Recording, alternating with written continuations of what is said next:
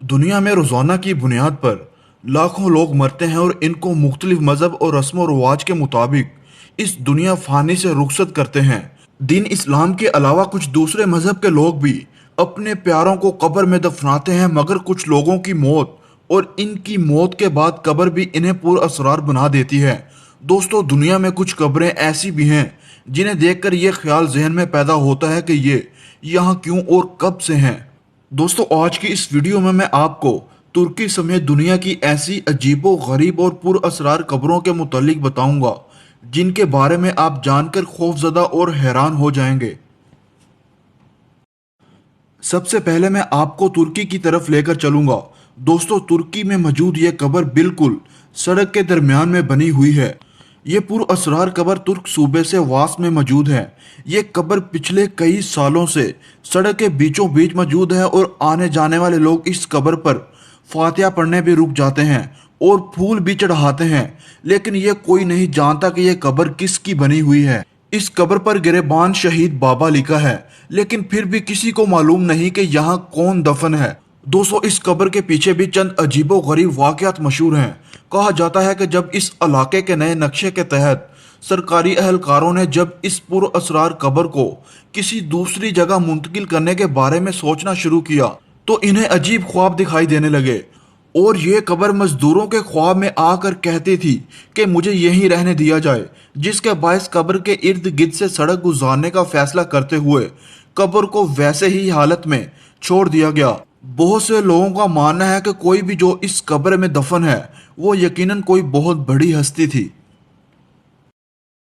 दोस्तों, इस आदमी का नाम वाल्टर समरफोर्ड है, जो कि एक बरतानवी आर्मी ऑफिसर था।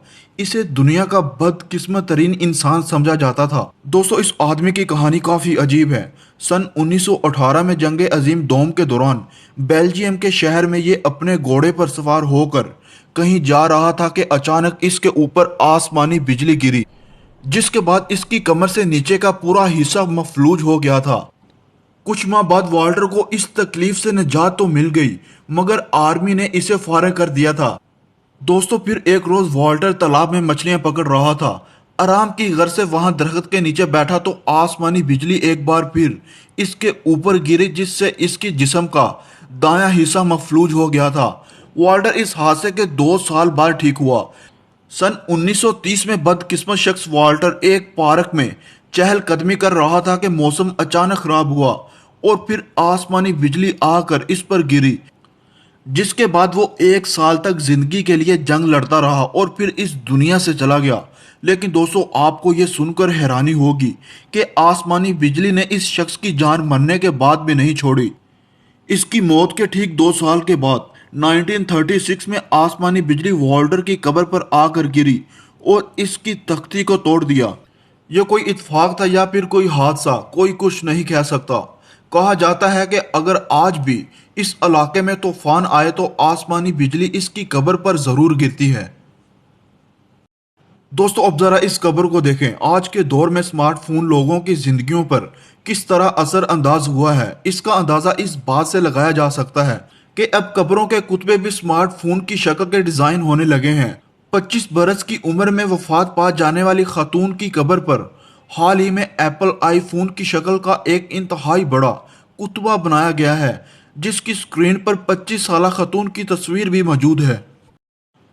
दोस्तों, यह अनोखी खबर स्टीव नामी शख्स की है, जो कारों का जनूनी था। इसकी मौत 2 साल कबल हुई थी। स्टीव को BMW गाड़ी बहुत पसंद थी, मगर वो इसे अपनी जिंदगी में खरीद नहीं सका, जिसके बायस स्टीव के खानदान ने इसकी मौत पर ऐसी कब्र तैयार करवाई कि इस पर BMW गाड़ी का मुजस्समा भी रखवा दिया, जिसे देखकर लोग भी हैरान रह गए।